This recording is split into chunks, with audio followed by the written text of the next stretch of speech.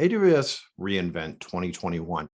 For a company and an event that for years has been focused on the builders rather than traditional IT and has even railed against traditional IT, it's just astounding to watch how this event has moved to the forefront of IT and has become one of, if not the IT event of the year.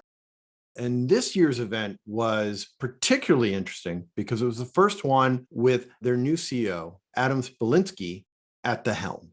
He started off his big keynote talking about the history and the success AWS has had.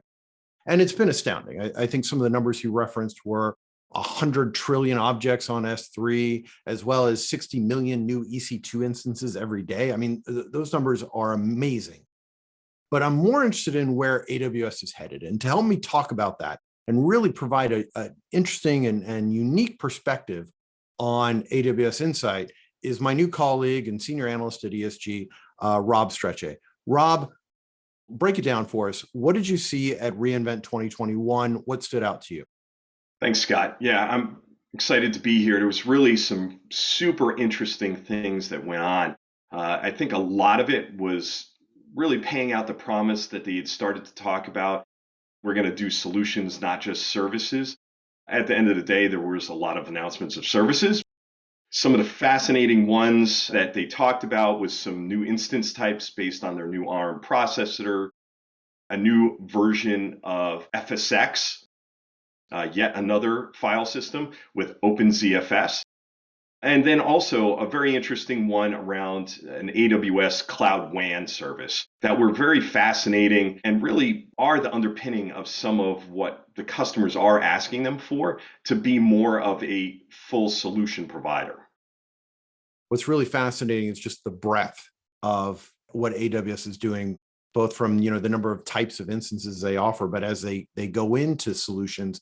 But I want to focus on one of the big solution areas that we see a ton of interest for in our research, and that is Outposts. We see a lot of interest in bringing the cloud experience on premises. What are you seeing from AWS in regards to Outposts, and what do they need to do to make that as successful as many of their other endeavors? I think there's a lot of buzz around Outposts still, and I think that on-premise converged infrastructure and cloud connectors and bringing those closer together is super interesting to our customers and to their customers and to how people really build those services. I think there's still, as Werner Vogel said in his, trying to bring those services or those primitives to Outposts. They're not quite there yet. They had some announcements pre-reInvent around RDS and being able to do local backups, for instance, being able to read and write and be able to list immediately from Outpost S3 was very interesting. And I think what they made their big push about this past week at reInvent was, hey, we're going to go to a 1U and a 2U server type. Which was fascinating, but there's a huge chasm between that and the 42U full rack that is an Outpost today.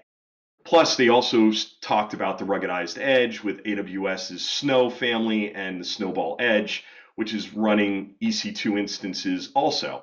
So I think that people are looking for that. I think the one thing that was surprising was there was no storage dense option that was thrown out. I kind of thought there might be one coming out about that, and I think they're learning as they go along. They are learning from their customers, as they say, 90% comes from them. And to that end, I mean, you might have already answered it, but was there anything that you didn't see or that you'd advise AWS to focus on in 2022?